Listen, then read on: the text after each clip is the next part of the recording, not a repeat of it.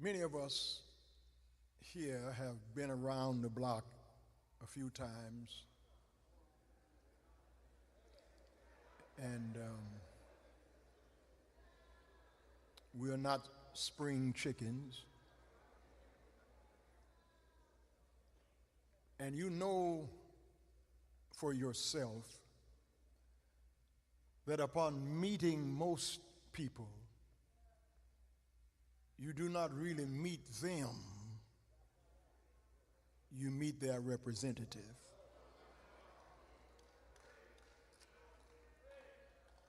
They look like one thing on Facebook,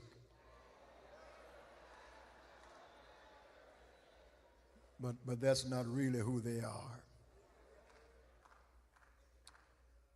They can present themselves for a while, but pretty soon reality shows up. And you see them and know them for who they really are. I think reality television or unreality television has really messed up our thinking. That stuff on the Real Housewives of Atlanta and the Valley and Love After Lockup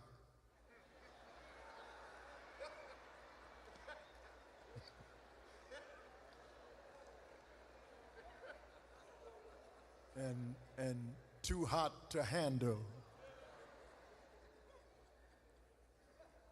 and Love and Hip Hop. If you don't know, now you know that that's foolishness. It's Hollywood. It's not true. Mahatma Gandhi gave us 7 deadly social sins as a checklist of the ethical failures that if one does not pay attention, not only do you do damage to yourself, but you do damage to those around you. The 7 deadly social sins are wealth without work, pleasure without conscience, knowledge without character, conscience without morality, and science without humanity. These are expansions on the 7 deadly sins first listed by Pope Gregory in the 6th century and later expanded by Thomas Aquinas in the Catholic tradition. They give us the 7 deadly sins of pride, greed, lust, envy, gluttony, wrath, and sloth. Aren't you tired of fake this and instant that? Imitation this and pasteurized that? Homogenize this and almost homemade that? Everything that shines is not gold. And everything that looks good to you is not always good for you. If you are like me, you are hungry for reality. These Greeks came and found Philip of Bethsaida and said to him, "Sir, we want to see Jesus." In the original language, it reads, "Sir, we have a great desire Jesus to see." Sir, we have a great desire Jesus to see. These Greeks were not allowed in the temple precincts proper because there was the court of the women. And then there was the court of the Gentiles where these Greeks were allowed to enter. But then they could not go further into the court of Jewish men, nor could they go any further into the courts of the priests. And they dare not find themselves near the court where the Ark of the Covenant was in the Holy of Holies. They were barred, they were restricted, they were boundaried, they were put out because they could not get to near where Jesus was. And they, like many of us in worship today, were tired of life and superficiality. They were tired of what was fake and phony and up and down. They were tired of those things that looked like one thing on the outside, but it was something else on the inside. They said, "Sir, we are tired of life's foolishness. We want to see Jesus." Now these are not unlearned, ignorant people. These people are Greek from Athens. They had been to the Parthenon. They know something about Zeus, and they are familiar with Socratic syllogism.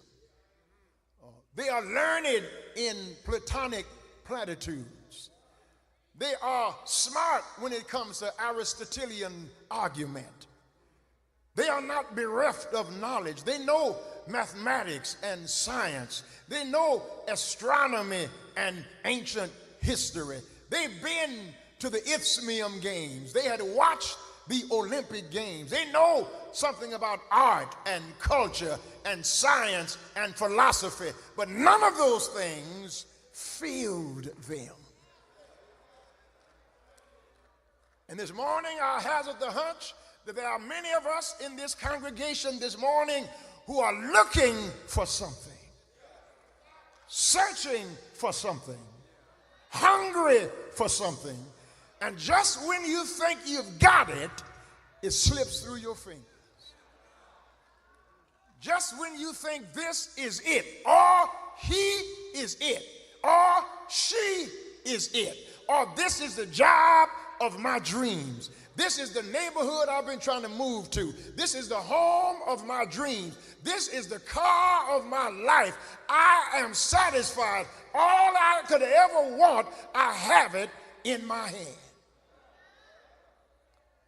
Until that new car smell wears off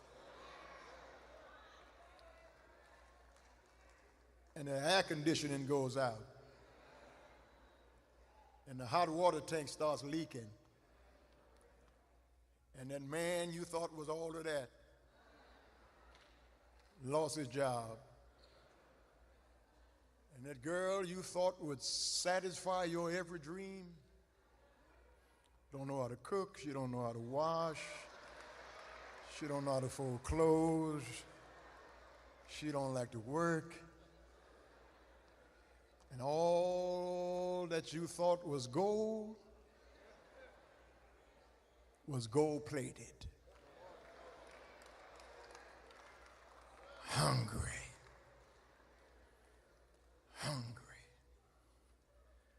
I'm hungry for people who are real.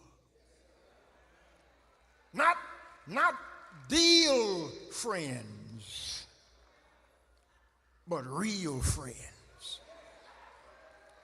Because deal friends are just with you for what they can get out of you. They want to network through you.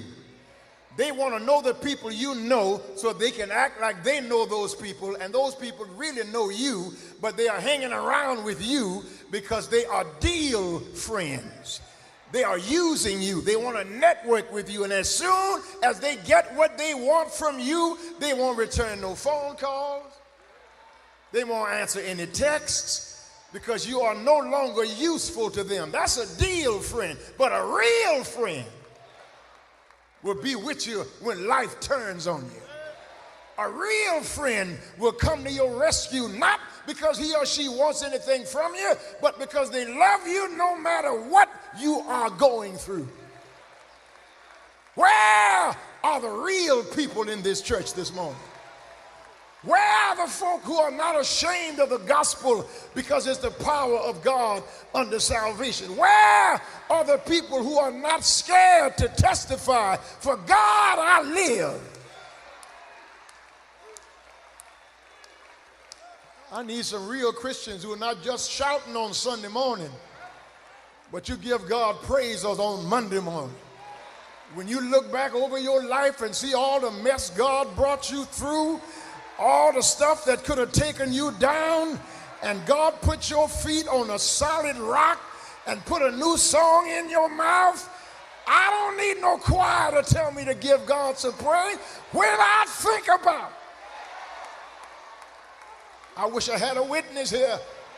When I wake up in the morning and I'm not sleeping outside, God's been good to me.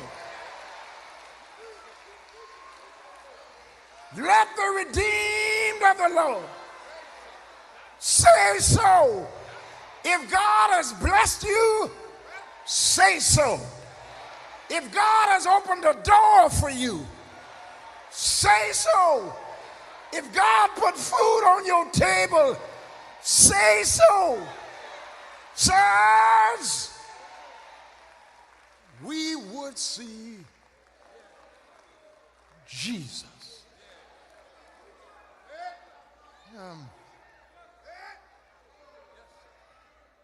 Stay with me. Because to see Jesus, you've got to beware of superficial Christianity. Beware of superficial Christianity. Superficial Christianity is coming to church for pageantry, for the parade on Sunday morning. You got something new to wear. You got a raise on your job, and you want to show us that you all of that and a bag of purple hull peas. And so there's a seat that you miss, but you walk way down here because you want a parade in front of us. That's pageantry. That's fake. That's phony. And then there are folk who come to church for the pleasure of that's where they came last Sunday. It doesn't mean anything to them really because if they were not at Lily Grove, they'd be home church surfing. Church surfing. They would be in Washington watching Howard John Wesley. Or they turn him off and watch Marcus Cosby. Turn him off and watch Ralph West. Turn him off and watch Joel Osteen. Turn him off and watch Terry Anderson. Turn him off and put Gunsmoke on. The Big Valley. Housewives of Atlanta. But when you are serious about it, when you are real about it, it don't have to be your Sunday to usher. It don't have to be your Sunday to sing in the choir. It don't even have to be your preacher in the pulpit preaching.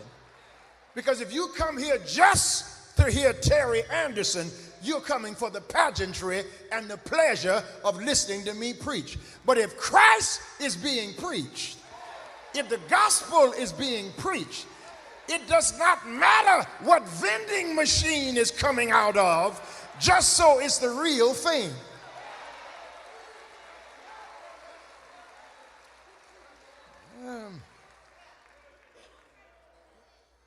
Beware of superficial Christianity. Because when you're superficial with it, you can't come to church when it's raining. When you're superficial, you don't come to church if you don't feel good. You go to work when you don't feel good. Talk back to me if you can. You don't come to church because it's your birthday and you're celebrating the whole month. Like God hadn't been good to you 11 months before that. I need some real people in here this morning who really came here to see Jesus, because when you come to see Jesus, you don't get happy just when you get to church. You start shouting at home and looking around in your closet, and you got to decide what to wear. God's been good to you. When you got so many pair of shoes, you don't know which ones to put on. God's been good to you. When you got to make up your mind what car you're going to drive, God's been good to you. And then you come in here and sit down and act like you don't know it was God who kept you. It was God who brought you when you were nobody, nowhere else, and nobody would even look at you. And here God has raised you to a level you thought you'd never be able to reach. Stop acting like you made it by yourself. It was nobody.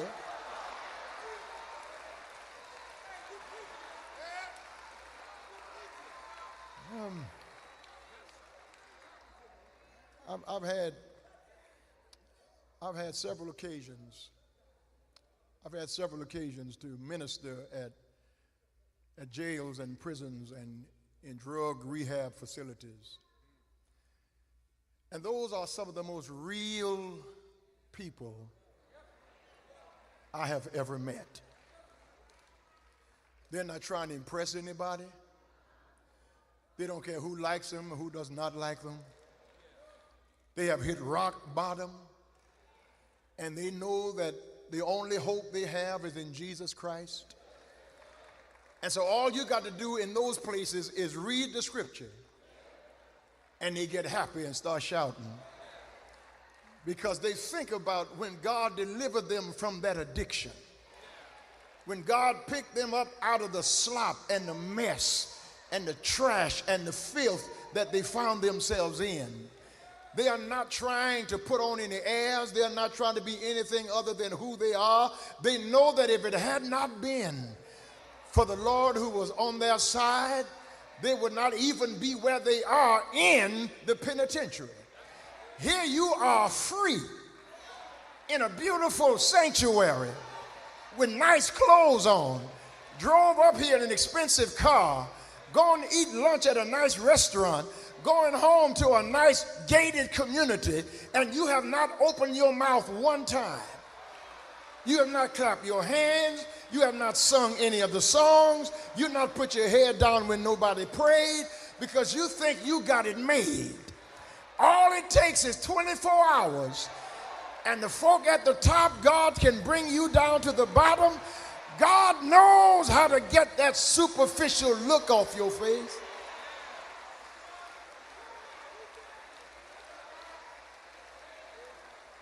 I need a witness who can help me testify like David. I will lift up my eyes unto the hills. I know where my help comes from. My help comes from the Lord, who made the heavens and the earth. He will not suffer even my foot to be moved. Behold, he that keepeth thee will not slumber. Behold, he that keeps Israel shall neither slumber nor sleep. The Lord is my keeper. The Lord is the shade upon my right hand. The sun shall not smite me by day, nor the moon by night, but the Lord shall preserve me from all evil. He shall preserve my soul. He shall preserve my going out and my coming in from this time forth and even forevermore. I like folk who like to be around people who shout. I like folk who know that if it had not been for God on my side, I would have lost my mind. I love to worship with people who know that God's been good to them. And they say like David, make a joyful noise unto the Lord, all ye lands. Serve the Lord with gladness. Come before his presence with singing. Know ye that the Lord, he is God, and it is he that hath made us, and not we ourselves. Come on, you can help me say it. We are his people and the sheep of his pasture. Enter into his gates with thanksgiving. Enter into his courts with praise, and be thankful unto him and bless his name. For the Lord is good, and his mercy is everlasting, and his truth endures to all generations. Beware superficial Christianity. But as I hurry, beware of self-centered Christianity. Watch this. Watch this. These Greeks found Philip of Bethsaida because Philip was a Greek by birth. Philip was of Macedonia. Philip was a Greek himself.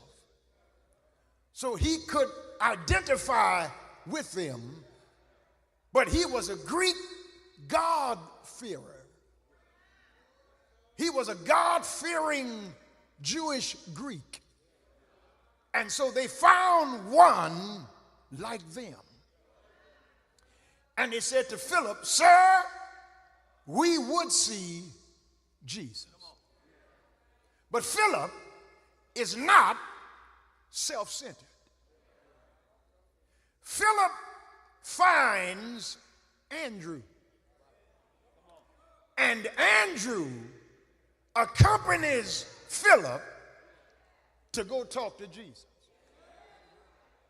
Now, Andrew, every time you see him in the scripture, all he is doing is one thing. You never hear Andrew preach. Andrew never pastored a church. Andrew never played an instrument. Andrew never sung a solo. Every time you see Andrew, he's only doing one thing. And the one thing Andrew is always doing is bringing somebody to Jesus. You don't have to take my word for that. The only reason we know Peter is because Andrew brought him to Jesus.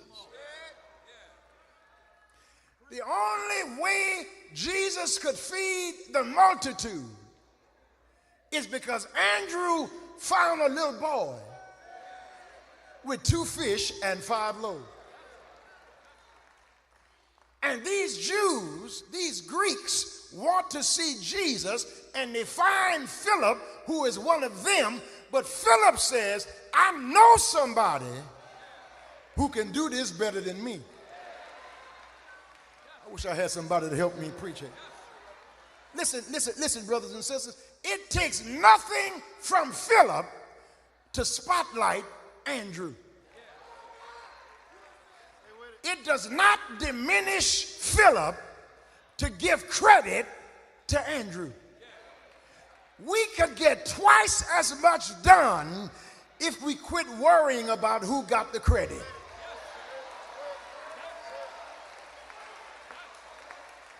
That's why we can't get a lot done in these black organizations, because we're too busy tearing each other down because I'm not the president. And I've decided, since I can't run it, I'm going to tear it up. Wish I had 1 or 2 more witnesses here. churches are being destroyed because we got too many chiefs and not enough Indians.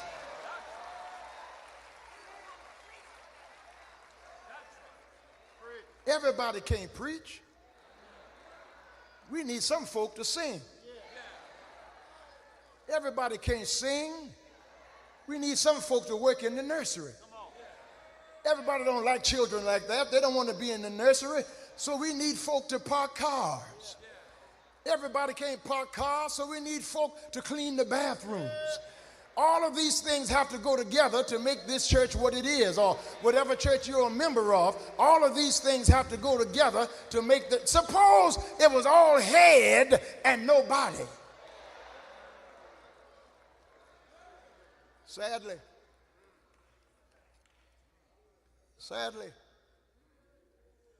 organizations fall apart because we don't groom anybody to take the lead.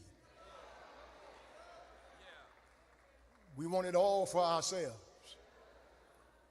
You want to see a fight? You want to see a mess?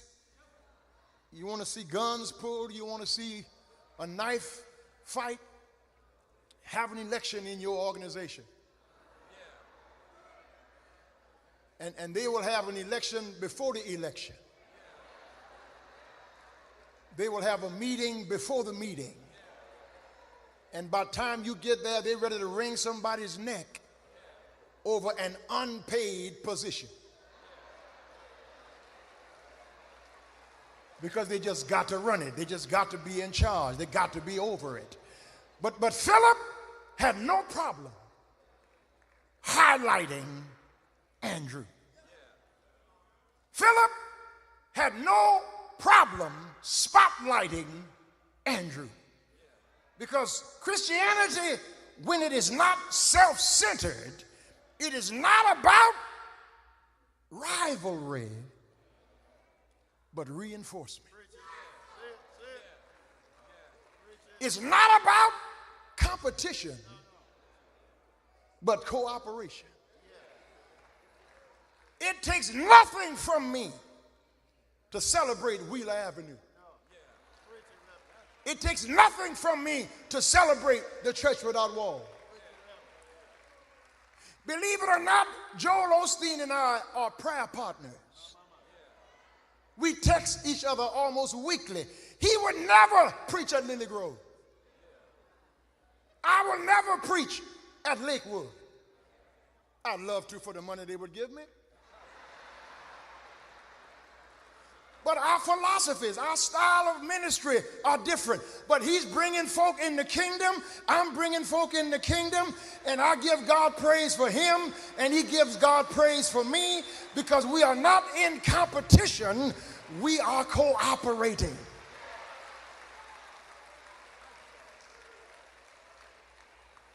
But when you got to run it, are you going to ruin it? That's self-centered. There's no room in the church. There's no room in the kingdom for people who are all about themselves. Because life is not all about you. Can I help you with something? Ain't nobody talking about you. Stop acting silly. Ain't nobody talking about you. People are talking about their own business. They're talking about their own drama. They're talking about their own crazy children.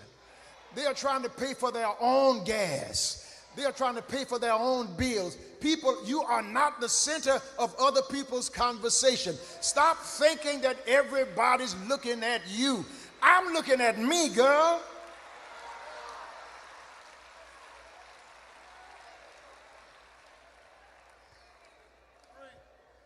I thought about that this morning. You all have met my son. For those of you who are not members of Lily Grove, I have a son that I just found and I fell in love with. And you know, when some things happen, you just don't know. And it happens that I just have this little dog named Grover Maximilian Anderson Esquire. He's about this big. And this morning, I was getting dressed, and I have a full-length mirror in my bedroom. And Grover started looking at his reflection in that mirror. And he was barking and running and spinning around, and he was fighting, jumping in the mirror, hitting himself in the head because he thought it was another dog. Kind of like some of y'all.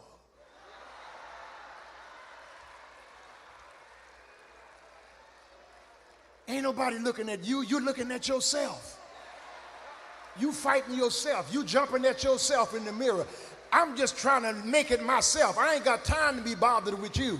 I got my own stuff. I got my own daughter and granddaughter. I got my own bills. I got my own mess. I got my own sins I've got to ask God to forgive me for. I take 12 hours a day taking care of my business and 12 hours staying out of your business. Because everything now for me is trying to please God and make heaven my home. Because I'm getting older, and the older I get and the closer I get to dying, I'm forgetting about those things that are behind me and reaching forth unto those things that are before me, because I press.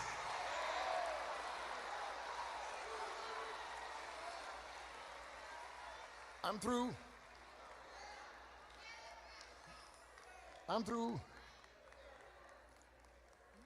Beware of superficial Christianity. Beware of self-centered Christianity. But finally, beware of Christianity that is short-sighted. It can be superficial. It can be self-centered. But worse than that, it can be short-sighted. Because you got to read the rest of that passage to hear me right now. They brought them to Jesus. And Jesus did not promise them health and wealth. Jesus did not promise them a prominent place in the kingdom. Jesus did not promise them that every day was going to be sunshine and roses. Jesus immediately started talking about his own death. He started talking about the crucifixion. He started talking about dying on a cross. That's not the kind of talk modern day Christians want to hear, because we want to hear something about a faith that doesn't cost us anything. We want a God who does not make any demands of us. We want a church where we can go and get services that we can't get anyplace else. Like we are at some smorgasbord where we can choose this and leave that. We treat church like it's Luby's or Papados. You can order this, but you don't have to take that. You can leave this off and get that. But Jesus said, if any man will come after me, if any man would be my disciple, you've got to deny yourself. See how quiet you got right there? And then you got to take up a cross and then follow me. You're going to help me close this, won't you? Cross-bearing is not fun. Cross-bearing is hard. Cross-bearing sometimes makes you cry.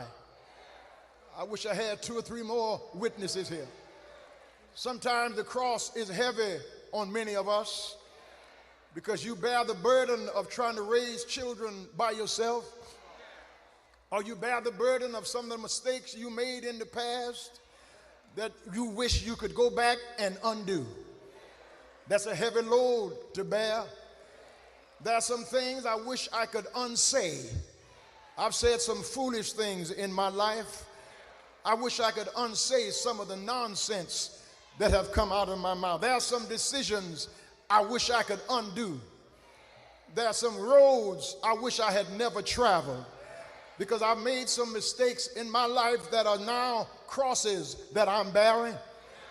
But I thank God this morning I don't have to bear it by myself. That's why I come to church. That's why I listen to the gospel. That's why I read the Bible. That's why I pray, because I can't make it by myself. I need somebody who has made some mistakes in your life, and God has forgiven you of yesterday. I know the devil tries to drag it up every now and then. I know the devil tries to remind you that you ain't got no business sitting up here. All the dope you used to smoke, all the drugs you used to sell, all the stuff you did that was wrong, and you got the nerve to call yourself a Christian or a deacon or preacher or a church member, and you ought to look at the devil right now and say, yes, I am all of that. And every once in a while it rises up in me. That old man comes up in me every now and then. That old person that I used to be rises in me every now and then. I still cuss a little bit every now and then. I still have some wicked thoughts every once in a while. I still every now and then go back to some things I said I would never do again. But thank God for grace this morning. Thank God for mercy today. I'm not a superficial Christian. I'm not a short-sighted Christian. I'm not a self-centered Christian. I don't mind admitting I have some scars on my back. Is there anybody here? God has brought you through some stuff. God has helped you overcome some stuff. God has navigated you around some stuff.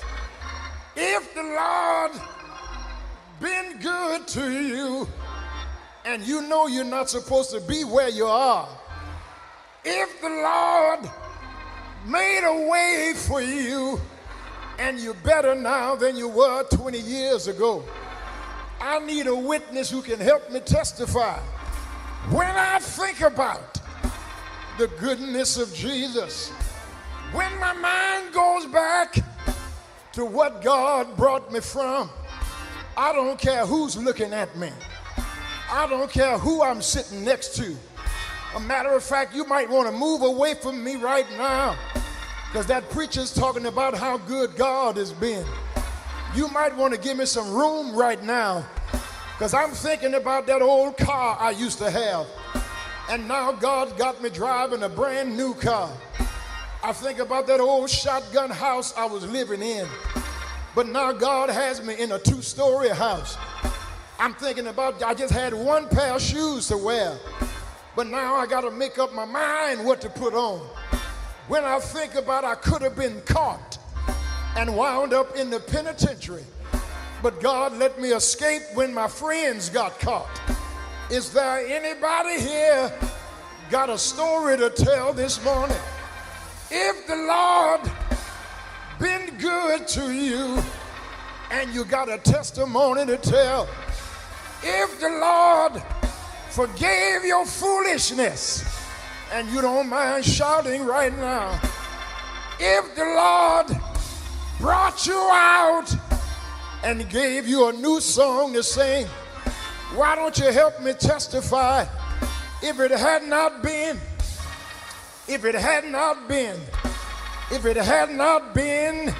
for the Lord who was on my side, he made a way out of no way. I know it's time to go right now. I know we've been here a little long, but why don't you look at somebody and tell them you want to see a miracle? You're looking at one right now. You want to see a testimony. You're looking at one right now. You want to see a praise report. You're looking at one right now. God has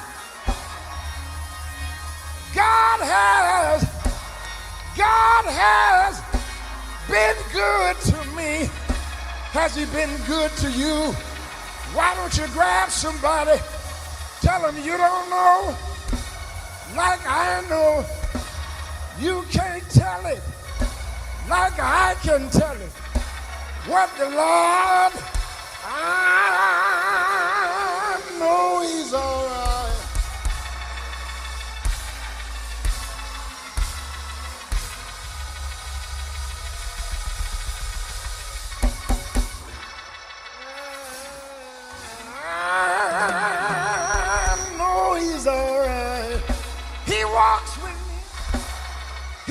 walks with me.